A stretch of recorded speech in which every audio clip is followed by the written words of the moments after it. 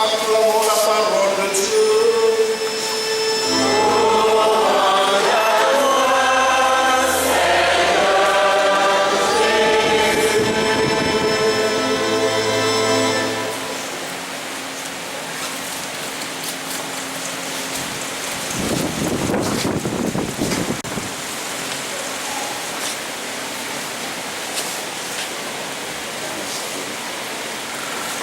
Frères et sœurs en Christ, avant de commencer, je voudrais faire une mise au point.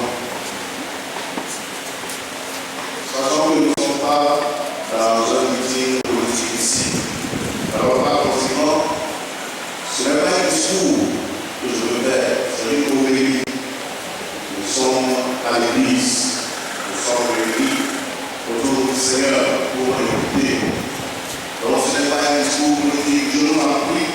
Donc, évitons d'acclamer, même si je dis bouche, acclamer dans le cœur. Sinon, ça va prendre une autre coloration. Le Père là, il ne fait pas la route. Après, c'est ça. Merci pour la compréhension. Chers frères et sœurs en Christ et en humanité, chers parents, amis et camarades, frères et tiens, nous voici une fois encore face à notre limite devant le mystère de la mort. Notre incapacité à comprendre ce Dieu que nous appelons notre Père, qui nous a créés et qui nous aime. Comment comprendre son amour pour nous s'il permet que la mort nous atteigne ou qu'elle frappe quelqu'un que nous aimons? Toute vie humaine est un don de Dieu.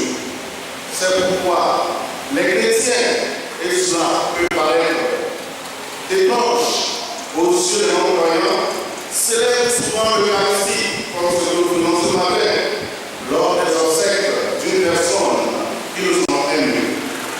Dans l'Eucharistie, habituellement, nous remercions Dieu pour tout ce qu'il nous donne. Et aujourd'hui, plus particulièrement, nous le remercions pour Étienne Lakanou, pour tout ce qu'il a été pour nous, un époux consciencieux, un ami fidèle, un camarade de lutte, un homme généreux et compatissant, et ce qu'il est pour Dieu à présent, son enfant par la peine. Il n'est ni évident de dire merci lorsque quelqu'un que nous aimons s'en va, et encore moins lorsqu'il s'en va à jamais. Si quelqu'un de jeune meurt, on a un sentiment de justice profond. Sa vie n'était pas achevée. On est souvent bien conscient des projets qu'il n'a pas menés à bien. Pour cela, nous remet en question aussi.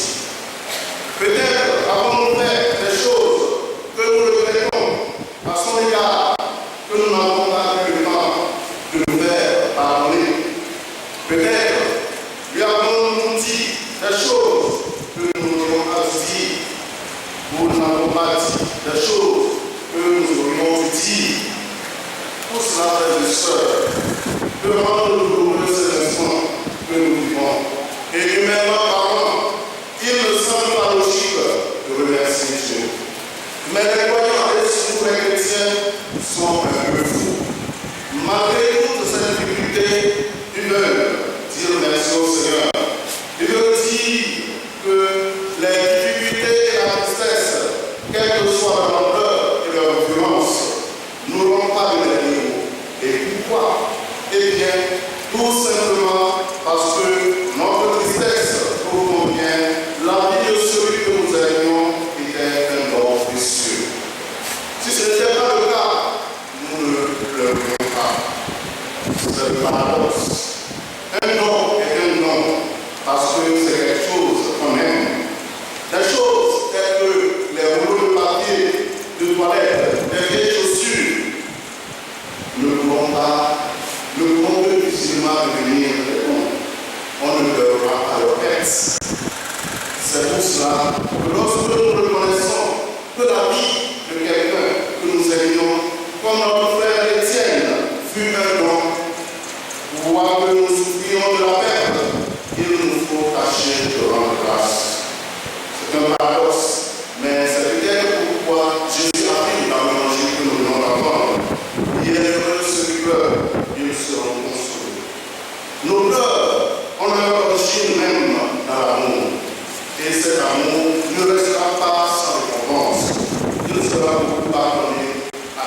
aura beaucoup aimé.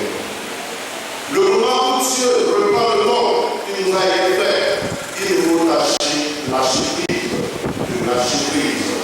Qu'est-ce que ça veut dire de lâcher prise?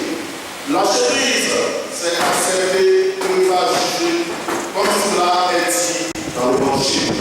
Car le nom appelle, le nom et le jugement, le jugement. Nos cœurs sont petits, souvent incapables de dominer l'adversité, mais non à rendre la violence pour la violence. La mort des chrétiens et des sœurs est une révélation. Il n'est pas ce tournoi dans lequel l'on s'engouffre et qui n'a pas d'issue. Dieu ne prépare pour les frères et sœurs. C'est pourquoi nous aussi, en tant que création de Dieu, nous avons le droit et le devoir. Nous n'avons pas le droit, moins, de détruire une vie. Quelle que soit la gravité du délit d'une personne, quelle que soit sa méchanceté, nous avons l'obligation, au nom de ce Créateur, qui nous a transmis la vie, de protéger une vie, de la défendre, de sauver une vie. Sauver une vie, c'est continuer l'œuvre créatrice de Dieu. Frères et sœurs, nous sommes tous créés à l'image de Dieu, et c'est ce Dieu qui aime l'âge.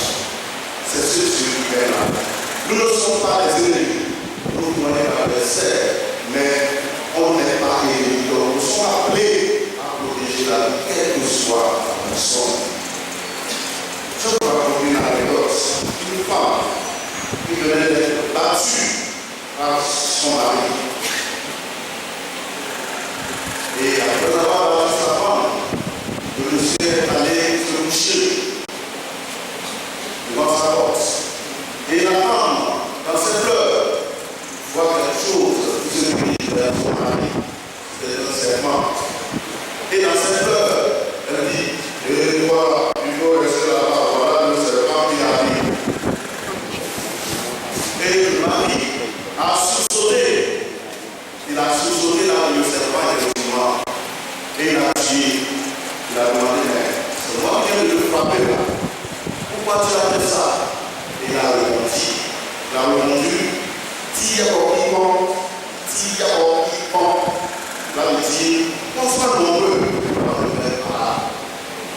Mieux qu'on soit nombreux avant de faire par là. On ne va pas par la douceur. Voilà. Pour dire que malgré ce qu'il a fait, il ne peut pas le laisser.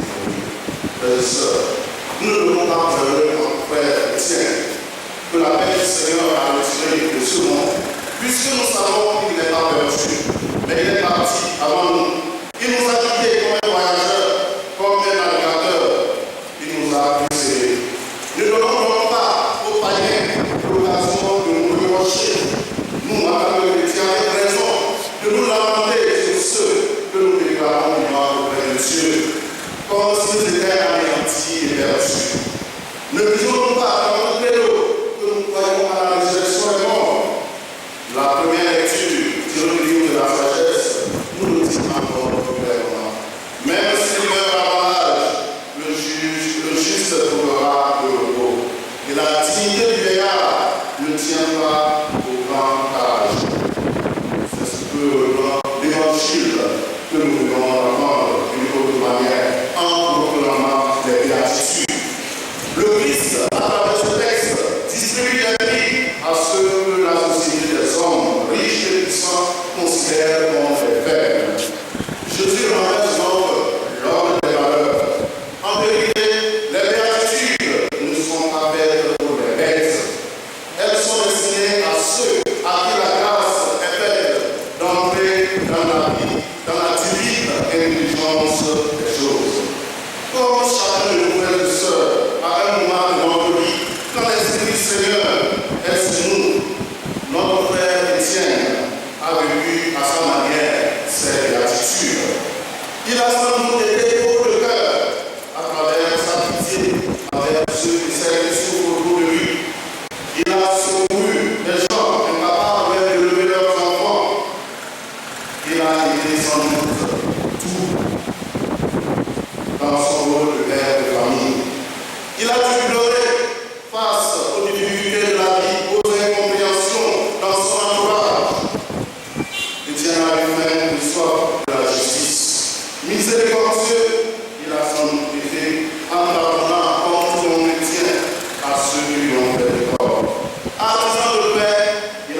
nous chercher autour de nous la paix. Persécuté pour la justice, il l'a sans doute été d'une manière ou d'une autre. Oui, le Seigneur nous dit dans cet évangile, si l'on dit faussement ou mal contre vous, à cause de moi, réjouissez-vous et soyez à la détresse. Oui, frères et sœurs en Christ. Si chacun de nous met en application ces béatitudes dans sa vie, il y aura changement autour de nous et même dans notre pays. Frères et sœurs, est-ce que nous avons entendu Jésus dire dans cet évangile, heureux les violents? Non. Il a dit plutôt, heureux les artisans de paix, les pacifiques. Alors, sachant que l'on ne peut jamais résoudre un problème par la violence. On ne veut être heureux dans la violence. Je suis sûr, frères et sœurs, que notre famille chrétienne serait heureux de voir sa patrie sortir de l'impasse par le dialogue et la non-violence. Pour cela, il faut que chacun nourrisse en lui l'esprit d'humilité. C'est l'orgueil qui fait qu'on refuse de se mettre au même pied d'égalité pour discuter comme les frères et sœurs. Par la prière des frères et sœurs et avec la volonté de chacun, l'on peut parvenir à des discussions. Je vous invite donc, frères et sœurs, à prier pour les tiens, tels que sont nos chers amants. Il nous a décidé avec le Seigneur de répondre à ses fautes. Mais lui, le seul juge, il sait ce qu'on est sache l'obéir avec par sa foi. Prions également pour sa famille, ceux celles qu'il a laissé, avec le Seigneur puisse mon esprit qu'il a donné. Prions aussi pour les œuvres qu'il a laissées en ce monde, afin que le Seigneur puisse les purifier. Pour nous tous, qui avons été atteints par cette distraction, afin que nous puissions rechercher ce qui doit